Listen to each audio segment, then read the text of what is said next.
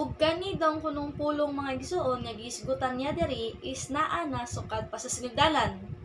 And iyang gi-describe nga walay nabuhat sa tanan butang na ato nakita karon, no, kundili pinaagi lang kani nga pulong. Ingon siya diri, kaning pulong mao ang kinabuhi ug kahayag sa tao. Unya ang kahayag nagdan-ag diya sa kangitngit ug walay makabuntog ang kangitngit. So gina-describe diri ni John no nga kani nga pulong siya mga igsuon is pinaagi niya na create ang tanang butang. No, tanang butang nga atong makita karon. Kani pong pulong mga igsuon ingon siya is kahayag o kinabuhi sa tao. No, ato ra nahisgutan unya mga igsuon kung kinsa ba gyud mi siya klase nga pulong. Dayon diri sa verse 6, no, nagpaila na si John, no? Ang Dios nagpadala usa ka tawo nga gingadlang Juan aron mo witness, no? Mo witness siya sa maong pulong nagihisgutan niya diri para katong muminaw ug mutuo sa iyahang mensahe makadungog. Unya, giingon ni Juan, dili siya mao ang kahayag. Kay sa wala pa siya naa na ang kahayag which is ang pulong. Unya mga igsuon giingon diri, no, gibalik-balik yun diri sa first time giisuon nga ang pulong dinhina sa kalibutan. O pinaagi pagyud sa pulong gibuhat sa Dios ang kalibutan. No, giingon hisgutan din diri sa verse 12 mga igsuon nga katong mudawat sa pulong nga ginahisgutan diri is gitagaag katungod sa Dios na mahimo niyang anak. No? Unya gi-describe diri mga igsuon nga ang iyang katong gipili nga anak wala napili tungod sa tawhanong pagpili kundi gipili gayud sila sa Dios. Og diri sa 14 mga igsuon, og ang pulong nahimong tao og miuban kanato. Napuno siya sa grasya og kamatuoran. No? Misaksi si Juan mahitungod kaniya og misinggit. Makita nato diri mga igsuon ba nga naagoy right nga mo-witness si John because iyang gi-claim diri mga igsuon nga ang mismo nga pulong nga gihisgutan is nakauban yun niya. No, nadunggan yun niya. Gi-describe bagali niya mga igsuon nga kaning pulong na iyang giingon diri is puno sa grasya o puno sa kamatuoran. No? Muning gi-describe ni John nga pulong. So, kani nga pulong nga iyang isutan mga igsuon is kapakita ni og God nga traits. Kaya di ba yang gi-claim diri nga sa wala pa ang kalibutan naa na ang pulong. Nawala imagine na igsuon sa wala pa ang kalibutan. Wala pa'y na-create, wala pa'y nahimo, naa na siya. Isgutan pa gyud diri kahayag siya sa tao ug kinabuhi, no? Karon kinsa man ning pulong nga isgutan diri? O nya giingon pa gyud diri nga pinaagi sa pulong nahimo ang kalibutan. Ug ang mutuo niini gitagaag katungod sa Dios nga mahimo niyang anak. No? Igsuon na diri ang tubag sa verse 16 to 18. Gikan sa nang hiyapin niyang grasya, kitang tanan gitagaan niya sa walay buas nga panalangin.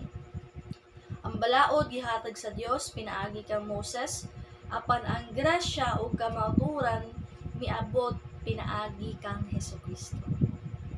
Wala pa nagayoy tao nga nakakita sa Dios. Ang bugtong anak nga Dios nga pinangga kaayo sa amahan maoy nagpaila kaniya. So mga igsuon, no? Kani di ay pulong nagihisgutan diri is si Jesus Christ.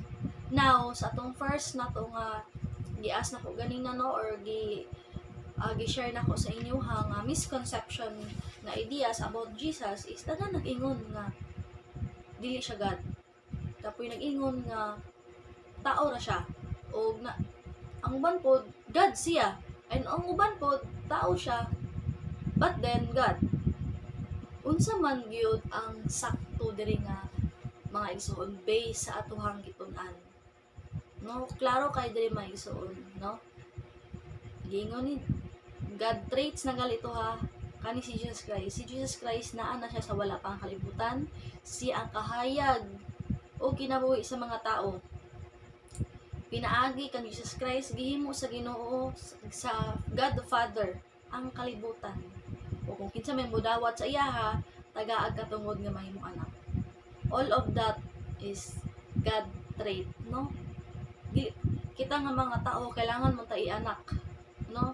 Para mabuhi ta dinhi kalibutan. Apan si Jesus Christ katunga time naa na siya sa wala pa ang kalibutan.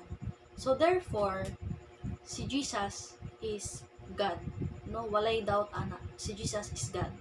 But then niingon diri sa 14, ug ang pulong nahimong tao ug mipuyo uban kanamo. No, puno siya sa grasya ug kamatuoran. Nakita namo ang iyang himaya. Ang himaya nga iyang nadawat ingon nga bugtong anak sa amahan. No? Si Jesus Christ is anak sa God the Father.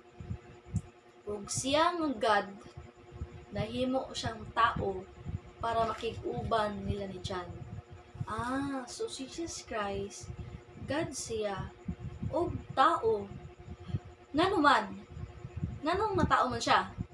Ato yung pagdumduman mga igsoon nga ang God is, dili siya pwede mahimong God kung dili siya mamatay. Diba? Dili po siya pwede mahimong God kung hinimo siya. No? Walay nag-create sa God. God na yun na siya. Wala yung doubt ana. But tungod diri sa last no nga kani si Jesus Christ siya ang kinabuhi og kahayag sa mga tao unsa man nga paagi. So ato madumduman mga igsoon no. Kitang tanan is nakasala gyud ta. Nakasala ta sa Ginoo, no? And God is holy, mga igsoon. Dili ganahan si Lord og sala. And kita, human as we are, sa unsaon yun nato, no, dili gyud ta makakuan kanang bisa unsaon nato paningkamot, maka-commit gyud tag mistakes bisa unsaon. And dili na mao ang standard sa Ginoo because God is holy. No, sa tuwa pa in short, kitang tanan gyud is na fall sa glory sa Ginoo, no? Nakasala gyud ang tanan. Dili na nato ma-fix ang sala because nature na sa tuwa. Kung makadumdum mo no, ang mga bata di tudluan og bad things pero mubuhat gyud og dili maayo. Tudluan nimo nga di mangawat, tudluon nimo di mamakak, pero mangawat og mamakak gyud. No, dira ginapakita nga nature gyud nato human nga mag-commit og mistake. No? Tungod ana mga igsoon mo na nahimong barrier, sin. Mo nang nahimong barrier nga makasulod ta sa presence si Lord. Kay di man ta pini makasulod kay God is holy, no? Dili na to makaya ang iyang presence because He is holy. Mao nang kaning barrier mga igsoon, si Jesus mooy nagbungkag ana. Unsa nga pinaagi? Because si Jesus nga God who owns everything ninaog sa kalibutan para mahimong tao. Kay no, balikon na kamausap, dili mamatay ang Ginoo. So in order nga mamatay siya to give His life as a living sacrifice for us nga ma-redeem ta, mabalik atong relationship kang God, is kailangan niya mamatay. Which is nagsuot siya og tao nga lawas. Mga igsoon. Ang main purpose gyud ni Jesus Christ nga niani siya sa kalibutan, dili lang pagpaila sa Ginoo, but to give His life as an offering para ma-redeem ta, mabalik ta ang atong relationship dira kang God the Father. Now, if you have Christ, ingon diri, gitagaan kag katungod nga mahimo niya anak. So nag-require og belief or nag-require of faith, no?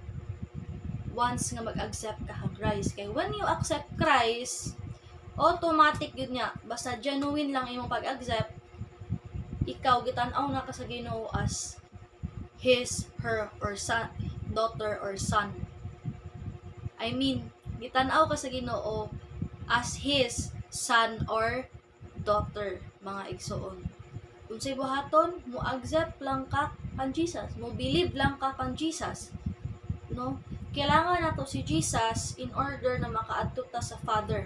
Dili pwede nga mulikoy ta kay Father at ta kay siya may gahi-gahi, no? Daghan gyud kayo nakadunggan ko sa Father lang kay Father ba siya sa tuwa pa siya mas siya mas pinakagahi gyud kaysa anak. No, kay mismo ang Father siya nagsugo nga kita maminaw ta kan Jesus Christ in order nga maka-connecta sa God the Father.